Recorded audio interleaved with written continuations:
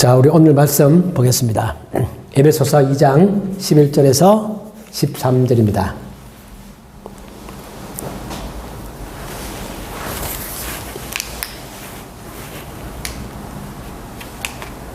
네. 다 같이 읽죠. 3절밖에 안 되니까. 시작. 그러므로 생각하라. 너희는 그때 육체로는 이방인이요 손으로 육체에 행한 할례를 받은 무리라 칭하는 자들로부터 할례를 받지 않는 무리라 칭함을 받는 자들이라. 그때 너희는 그리스도 밖에 있었고 그리스도가 약속의 언약들에 대하여는 외인이요 세상에서 소망이 없고 하나님도 없는 자이더니 이제는 전에 멀리 있던 너희가 그리스도 예수 안에서 그리스도의 피로 가까워졌느니라. 아멘. 자, 지금 우리가 보고 있는 성경이 에베소서죠. 이 바울이 로마 감옥에서 에베소에 보낸 편지입니다. 에베소가 어디 있느냐? 어디 있죠? 지금으로 말하면 터키에 있습니다. 그죠? 요즘 그 지진으로 전 세계에 관심을 받고 있는 튀르키예, 그 튀르키예 지역에 터키가 있는데, 제가 지도를 잠깐 보면 여기 보시면 오른쪽 가운데 밑에 여기가 지금 지진 발원지죠. 에베소는 이쪽 서쪽 끝에 에베소 여기에 있습니다. 그래서 지금 제가 안 그래도 코로나 풀리면 터키에 꼭 여행을 가고 싶다. 사도 바울이 전도했던 그 지역에 꼭 가고 싶다 생각했는데 이번에 지진이 나는 바람에 당분간 못 가겠구나 그 생각이 들었습니다. 참 아깝죠. 그래서 아무튼 근데 뉴스를 보면 이 터키 지역이 지진이 원래 많은 지역이라고 합니다. 그래서 아마 큰 지진이 나서 우리도 많이 가슴이 아픈데, 근데 이 터키 지역은 유대에 있던 그 기독교가 유럽으로 진출하는데 중요한 길목을 담당했죠. 이 바울이 터키에서 1차 전도여행을 마치고 그 다음에 2차 전도여행 때 유럽으로 건너가는데, 이 터키가 없었더라면 바울의 그 복음이 유럽으로 그리스로 전달되기 어려웠을 것입니다. 그처럼 이 터키는 우리 기독교 역사로 보면 아주 중요한 지역이죠. 하나님의 복음이 이스라엘에서 시작해서 유럽으로 건너가기 위한 아주 중요한 그 길목을 담당했던 그런 것이 바로 이 터키입니다. 그 지금 바울은 지금 로마 감옥에 있는데 에베소 교인들을 생각해 보니까 여러 가지 생각이 참 많이 드는 것입니다. 옛날에 자기가 그 에베소에서 3년간이나 머물면서 그들을 가르쳤고 그들에게 복음을 전했는데, 지금은 이 에베소 교인들이 예수 그리스도를 믿고 복음을 받아들이고 그렇게 지금 잘 믿음 생활을 잘하고 있죠. 그 바울이 에베소 1장에서 말했던 것처럼 이미 그들에게는 하늘의 신령한 복들이 다 주어져 있는 것입니다. 지금 우리도 마찬가지죠. 믿고 난 다음에 하나님께서 그리스도 안에서 우리에게 약속하신 그 놀라운 축복들이 지금 에베소 교인들에게 다 지금 가지고 있는 것입니다.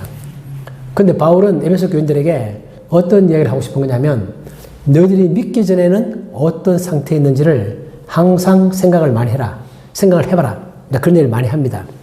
왜냐하면 내가 지금은 믿기 전이나 믿고 난 다음이나 뭐 큰 변화가 없는 것 같지만 사실은 엄청난 변화가 이루어진 것이고, 그 다음에 에베소 교인들에게 너희들에게 임한 하나님의 은혜가 얼마나 큰 것인가를 감사해하고 내가 그것을 잘 알기 위해서는 내가 믿기 전에, 즉 내가 하나님을 모를 때 살았던 그 삶의 상태나 그 신분과 지금 나의 상태와 신분이 얼마나 많이 바뀐 것인가, 그거는 어마무지하게 많이 바뀐 것이다. 지금 밖을 보기에는 뭐 똑같은 것 같지만 실제로 그 속에서는 아주 큰 변화가 있은 것이다. 그 얘기를 계속합니다. 그렇게 해서 과거의 상태와 지금의 나의 상태를 잘 비교해 봄으로 해서 내가 지금 훨씬 더 하나님께 많이 감사할 수 있는 거죠. 그건 우리도 마찬가지죠. 우리도 어떤 때는 내가 현실만 딱 보고 있으면 되게 힘들다, 어렵다 그렇게 생각할 수 있지만 과거에 그렇지 못했던 때를 생각해 보면 그때에 비하면 지금 정말 감사한 일이 정말 많구나 그렇게 생각할 수 있는 것과 같습니다. 바울은 우리가 지난주에 봤던 것처럼 그때 에베소 교인들에게 바울이 그렇게 말했죠. 너희들이 그때는 첫 번째 죽어 있었다.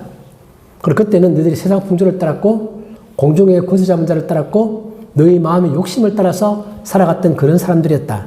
그런데 이제 예수를 믿고 난 다음에는 너희들은 이제는 하나님께서 창조하신 선한 일을 위하여 지으심을 받은 자였다라는 게 우리 지난주에 봤던 그 말씀의 내용이었죠. 오늘도 똑같은 패턴의 말을 한 번 더 합니다. 하는데 약간 포인트를 다르게 해서 다르게 설명을 합니다. 우리 봤던 것처럼, 본문에 봤던 것처럼, 우리 11절에 봤던 것처럼 그러므로 생각하라 그렇게 말하면서 이렇게 말합니다. 우리의 구원이라는 것은 뭐냐면, 우리의 구원이라는 것은 내가 구원 이전에는 하나님과 전혀 상관없는 삶을 살았던 거죠. 내가 구원받았다는 것은 하나님과 내가 가까워지는 것입니다. 우리가 구원을 받고 내가 예수를 믿고 난 다음에 나의 모든 삶 가운데서 바깥으로 볼 때 아주 큰 것이 변하지 않았다 할지라도 가장 큰 변화는 뭐냐면 하나님과 내가 알게 된 사이가 되었고 하나님과 내가 가까운 사이가 되었다는 것입니다. 우리 믿음이라는 것은 내가 어떤 행동을 하느냐, 어떤 내가 봉사를 하느냐, 그런 외형적인 것들도 당연히 따라와야 되겠지만 그보다 더 본질적인 것은 하나님과 내가 얼마나 친해지느냐, 얼마나 가까워지느냐, 내가 하나님을 얼마나 더 잘 이해하느냐, 내가 하나님의 심령을 얼마나 잘 내가 받아들이느냐, 내가 하나님의 심령에 맞춰 살아가려고 노력하느냐, 그것처럼 하나님과 나와의 관계가 얼마나 더 가까워지고 소중해지고 더 친해지느냐, 이게 신앙의 아주 본질이라는 거죠. 그래서 우리는 구원받고 난 다음에는 우리 밑에 본문에 보시는 것처럼 오늘 우리가 보고 있는 문단의 제일 마지막인데 이제 다다음 주 좀 볼 것 같은데요. 우리는 하나님과 점점 더 가까운 사이가 되어서 하나님이 우리 속에 거하실 수 있는 하나님의 처소가 되기 위해서 우리가 점점 더 만들어지는 과정이 있다. 그렇게 말합니다. 우리가 살아났고 우리가 하나님의 백성이 되었는데 하나님은 우리들에게 우리가 선한 일을 위하여 지심을 받았고 그 선한 일이라는 게 어떤 행동을 말하기보다는 제가 말씀드렸던 것처럼 생각의 변화, 가치관의 변화 그런 걸 말하는 건데 하나님이 이제는 내 속에서 거할 처소가 되기 위해서 나를 점점 더 그렇게 만들어가는 그런 과정이 바로 우리 구원의 과정이다. 그렇게 말합니다. 참 놀라운 거죠. 어떻게 나 같은 이런 존재에 하나님이 내 속에 거하시는 하나님, 그 크신 하나님이 온 우주보다 더 크신 하나님이 내 속에서 거하시는 하나님이 거할 처소가 되기 위해서 나를 그렇게 만들어가는 것. 근데 그것이 바로 우리의 신앙생활의 중요한 모습이다. 그렇게 말합니다. 그러면서 바로 그렇게 말하죠. 우리 이전의 시분을 한번 기억할 필요가 있겠다. 그 읽었더니 본문 11절에 보면 그러므로 생각하라 그럽니다. 생각을 해봐라. 생각하라. 이 중요한 거죠. 생각해라. 그러면서 바울이 여기서 에베소를 통해서 에베소 교인들에게 에베소 교인들이 어떠한 행동을 해라 그렇게 말하기 이전에 먼저 생각을 해봐라. 그리고 생각하라는 이 단어는 좀 더 정확하게 번역하면 기억해라 이 뜻입니다. remember, 기억해봐라. 과거의 내 상태가 어땠는지를 잊어먹지 말고 다 멀리 던져버리지 말고 생각도 하기 싫다 그게 아니라 과거의 내 상태를 잘 기억을 해봐라. 그래서 생각하라 그렇게 말합니다. 기억해봐라. 그때 너희가 어땠는지 그러면서 전번에 봤던 것과 같은 패턴의 이야기들을 조금 다른 차원에서 이야기를 합니다. 첫 번째는 뭐냐면 그것이 그들은 그때 그리스도 밖에 있었다는 것입니다. 그렇죠? 믿기 전에는 그리스도 밖에 있었습니다.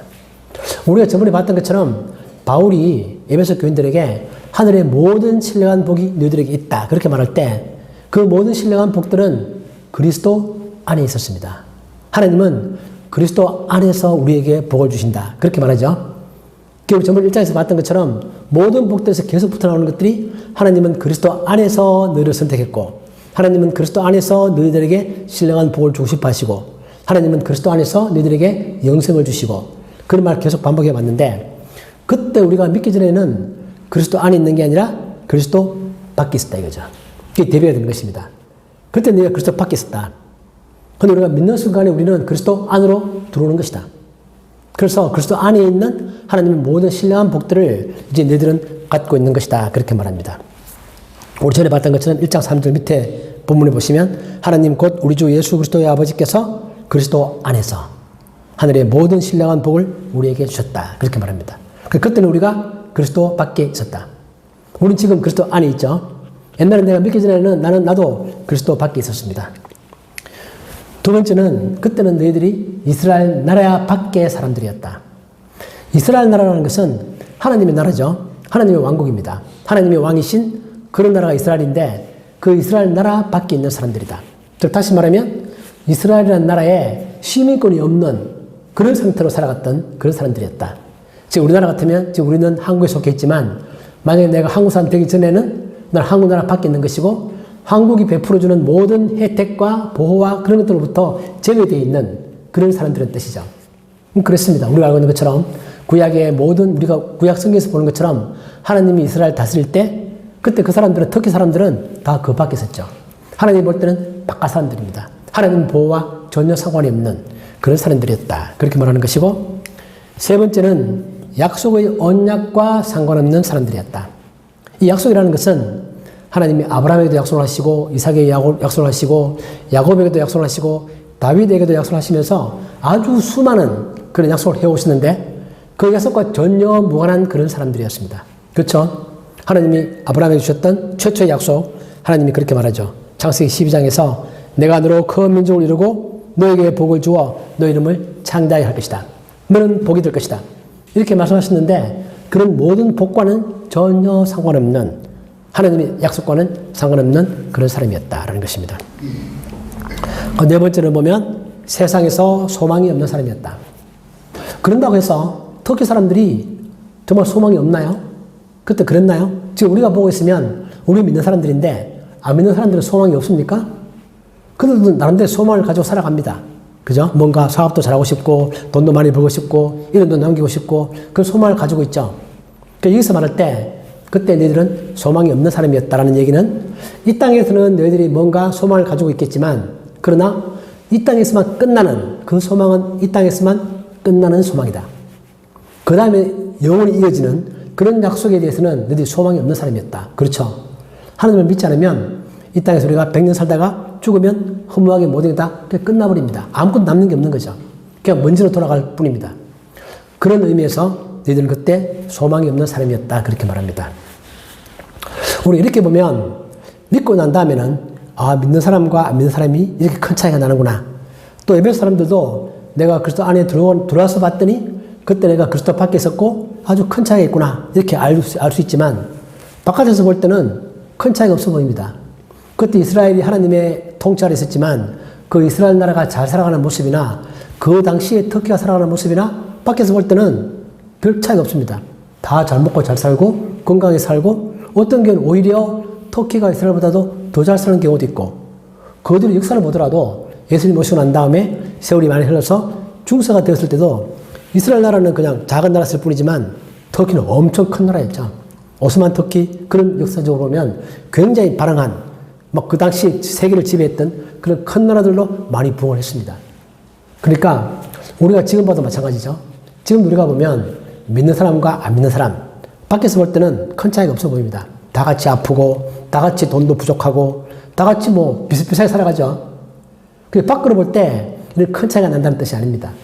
그러나 바울이 하고 싶은 얘기는 밖으로 볼 때는 예수님 밖에 있는 사람들이나 안에 있는 사람들이나 비록 큰 차이가 없다 할지라도 그러나 그 속에서 보면 하나님의 약속, 하나님의 축복, 영적인 축복, 영원한 소망 이런 차원에서 바라보면 그건 엄청난 차이가 난다는 거죠.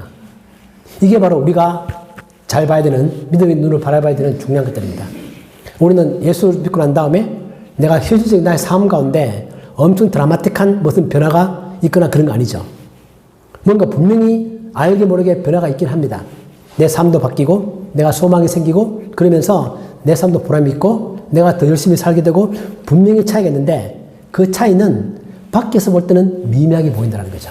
큰 차이가 없어 보인다는 거죠. 그러나 내 마음 가운데는 큰 변화가 있는 것이고 하나님께서 말씀하실 때도 그게 작은 변화가 결코 아니다. 그것을 우리가 잘 믿음의 눈을 가지고 잘 비교해 볼 수 있어야 한다라는 것입니다. 이게 바로 우리가 믿음을 갖는다는 뜻이고 믿음의 눈으로 세상을 바라본다는 뜻입니다. 그래서 그들은 그때는 정말 또 하나님이 없는 자였습니다. 하나님이 없는 자라는 얘기는 무슨 얘기냐면 그들도 그들 나름대로의 신을 가지고 있습니다. 우리 바울이 그리스에 갔더니 사람들이 말하기를 아테네에서 봤더니 우리가 이름도 모르는 신에게 뭔가 경배를 드리죠. 또 그리고 바울이 지금 편지를 쓰고 있는 에베소에도 신이 있었습니다. 에베소 유명한 신 누구냐면 바로 아테네, 아데미라고 부르는 그런 신이 있었죠. 그래서 제우스 신 가운데서 아테네 신을 에베소 사람들이 엄청 열심히 섬겼죠.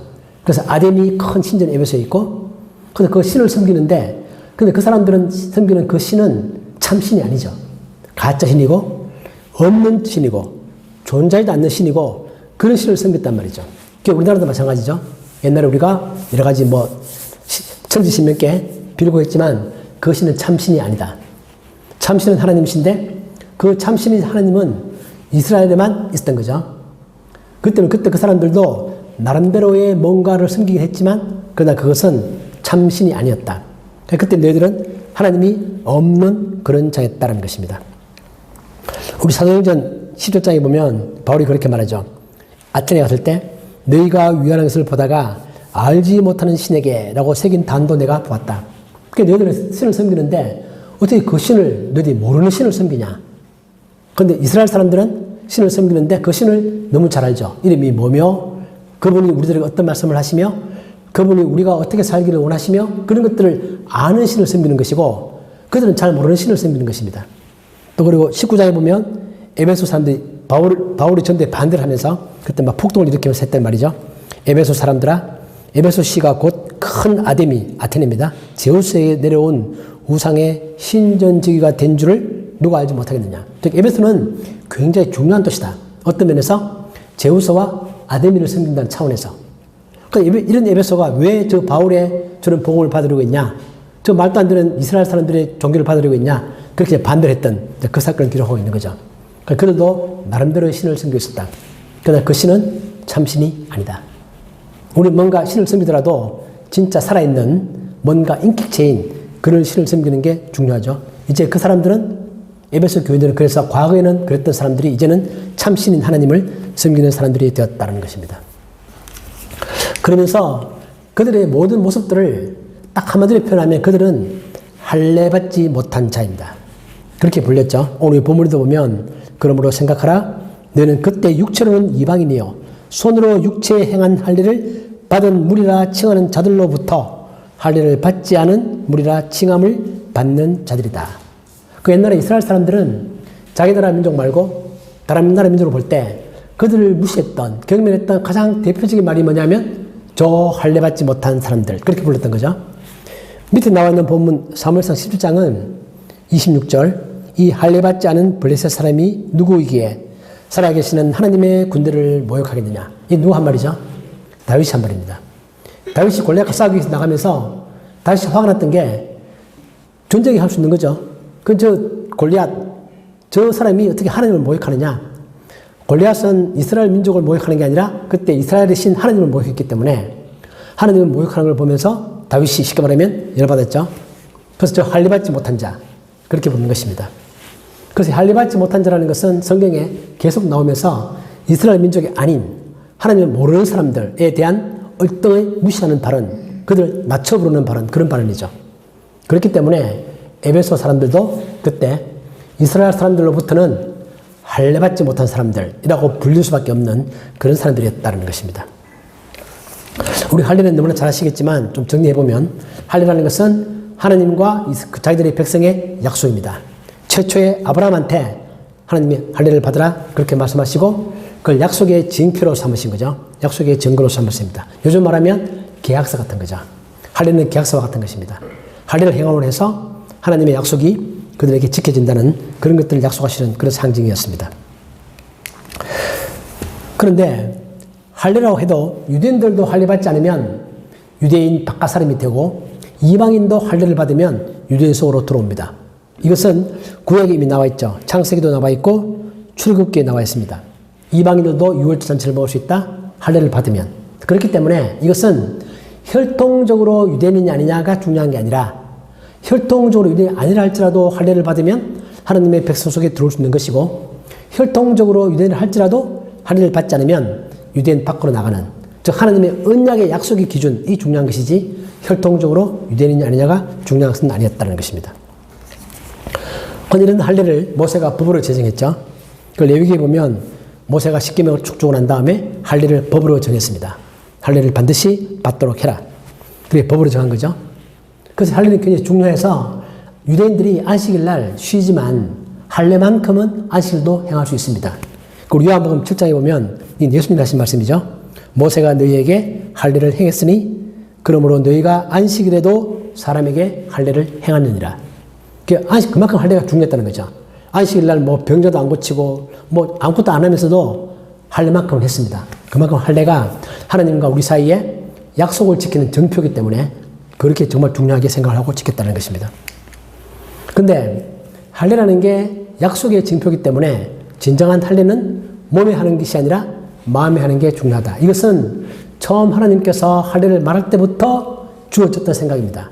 나중에 구약 다 끝나고 난 다음에 바울이 복음을 전하면서 할례가 중요한 게 아니다. 마음에 하는 게 중요하다. 그렇게 말한 게 아니고 애초에 하나님이 할례를 처음 해라 말할 때부터 이 할례는 그냥 밖으로 보여주는 약속의 정표일 뿐이지 진정 하나님이 원하시는 것은 마음에 하는 것이다. 이것은 구약 때부터 해왔던 얘기입니다.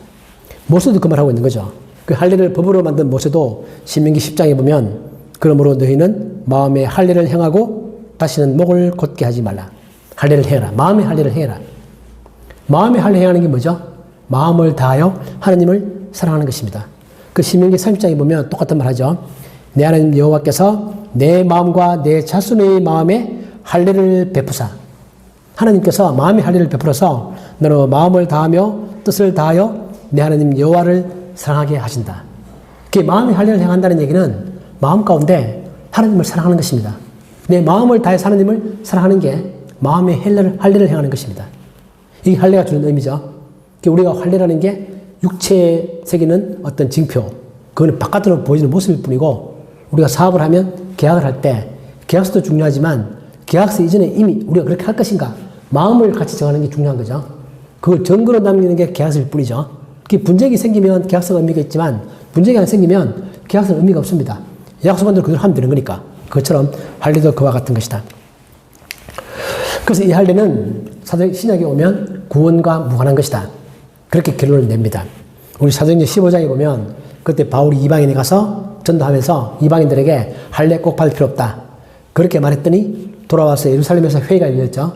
반대하는 사람이 생겼습니다. 아니다. 꼭 할례를 받아야지만 구원받을 수 있다. 그렇게 말했지만 그렇게 모여서 회의를 했지만 베드로, 야고보, 일선 다 모여서 마지막 결론은 할례 받지 않아도 된다. 그렇게 결론을 낸 것이기 때문에 이것은 우리 육체의 할례를 받느냐 안 받느냐 하는 문제는 구원과 상관이 없는 것이다. 즉 다시 그것은 마음의 문제고 받아들이는 신앙의 문제이지 육체의 할례는 구원과 직접 상관이 없다. 그렇게 말합니다. 그렇게 하면서 골로새서에 보면 바울이 골로새 교회에게도 편지를 보낼 때 비슷한 말을 합니다. 밑에 박스에 보시면 또 그 안에서 너희가 손으로 하지 아니한 할례를 받았으니 곧 육의 몸을 벗는 것이요 그리스도의 할례니라. 자, 하나님은 마음의 할례를 하시고 그리스도의 할례를 하신다. 우리 마음 가운데 예수 그리스도의 복음을 받아들이는 것, 마음 가운데 하나님을 사랑하는 것, 그런 것이 바로 마음의 할례고 그리스도의 할례다.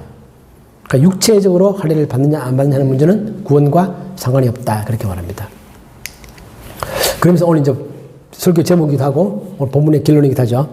그래서 멀리 있던 너희가 이제 그리스도 안에서 그리스도의 피로 말미암아 가까워졌다. 그렇게 말합니다. 참 의미심장한 말이죠. 너희들은 그때 멀리 있었다. 멀리 있었다는 게 이스라엘 지역으로부터 멀리 있었다 그 얘기가 아니라 하나님으로부터 멀리 있었다. 하나님 바깥에 있었다. 그 뜻입니다.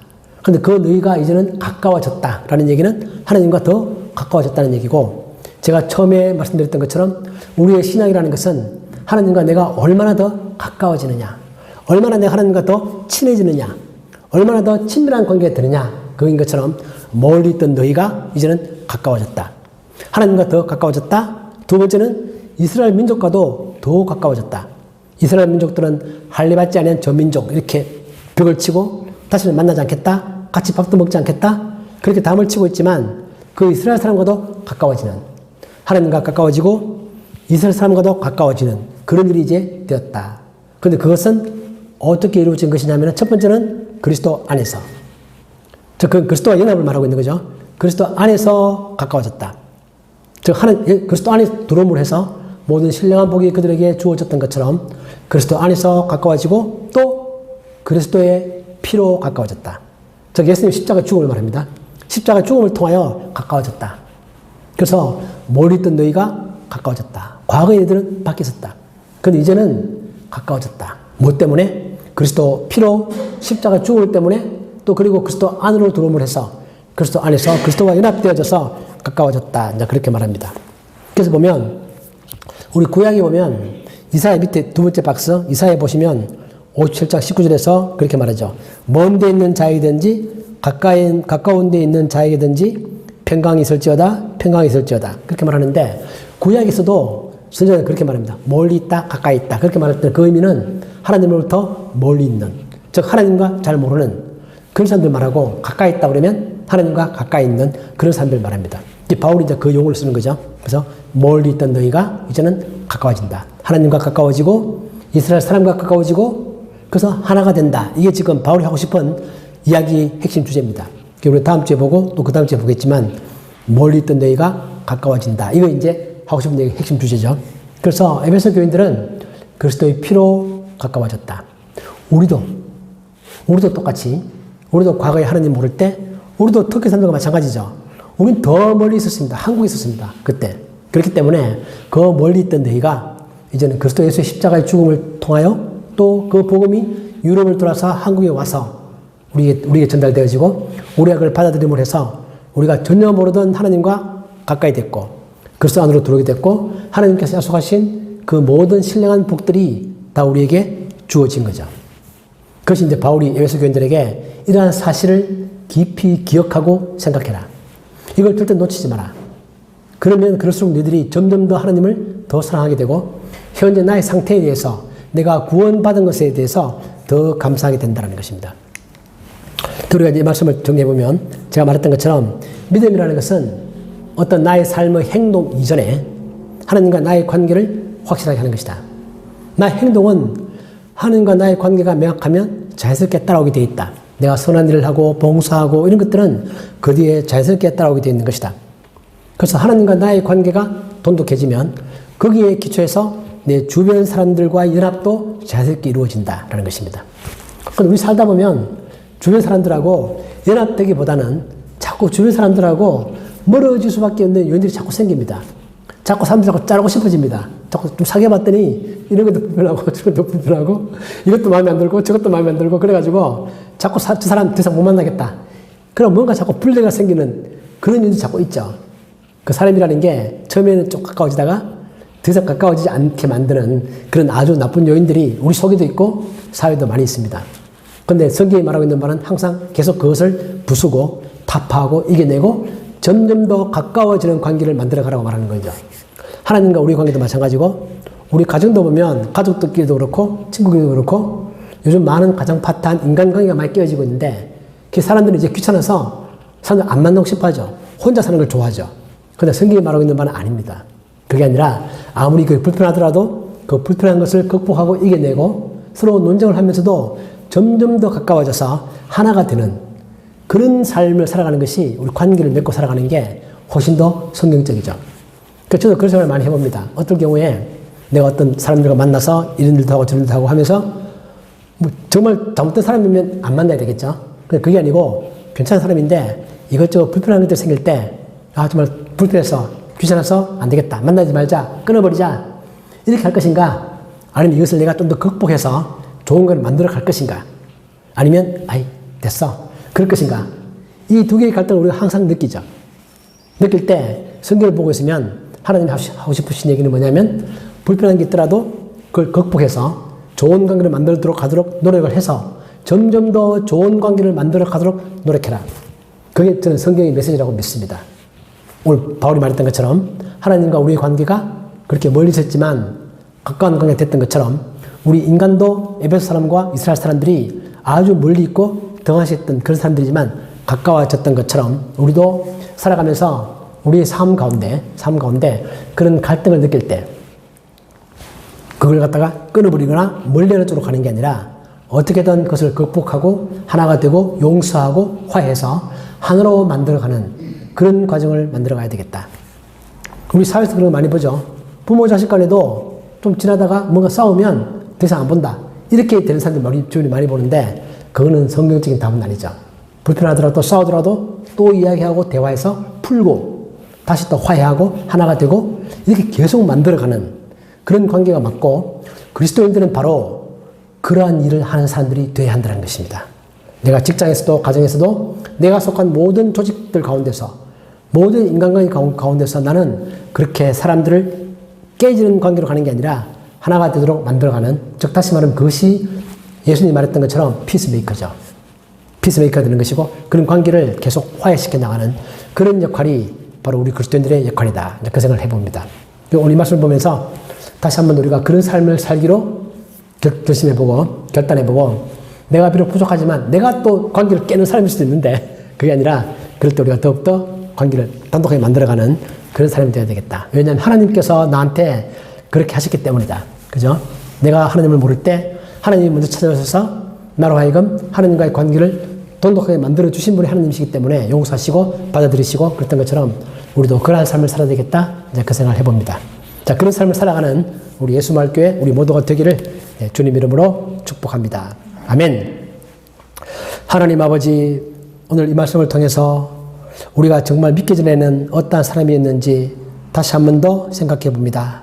그때 우리는 하나님도 없었고 그리스도 밖에 있었고 하나님의 약속과 축복에 대해서는 외인이었고 진정 이 땅에서 아무런 소망도 없는 그런 사람들이었는데 하나님께서 우리를 사랑하셔서 우리를 선택하셔서 우리를 불러주시고 우리의 죄를 용서하시고 하나님과 우리가 가까워질 수 있는 그런 관계로 만들어 주신 것을 감사합니다. 하나님 아버지, 다시 한 번 더 우리도 그 하나님의 마음을 본받아서 우리가 이 땅에 살아가면서 우리가 만나는 모든 사람들과의 관계 속에서 우리가 그 관계가 깨어지는 쪽으로 가는 것이 아니라 더욱더 관계를 돈독히 하고 이해하고 용서하고 화해하고 그런 쪽으로 모든 관계를 만들어가는 그런 사람이 되게 하시고 내가 속한 모든 곳에서 그렇게 진정한 피스메이커, 그런 관계를 만들어가는 우리 저희들이 될 수 있도록 축복하시고 그 일을 잘 감당할 수 있는 우리가 될 수 있도록 지혜도 주시고 용기도 주시고 우리에게 하나님의 사랑을 전할 수 있는 그런 사람들이 되도록 인도하여 주옵소서. 예수님의 이름으로 기도하옵나이다. 아멘.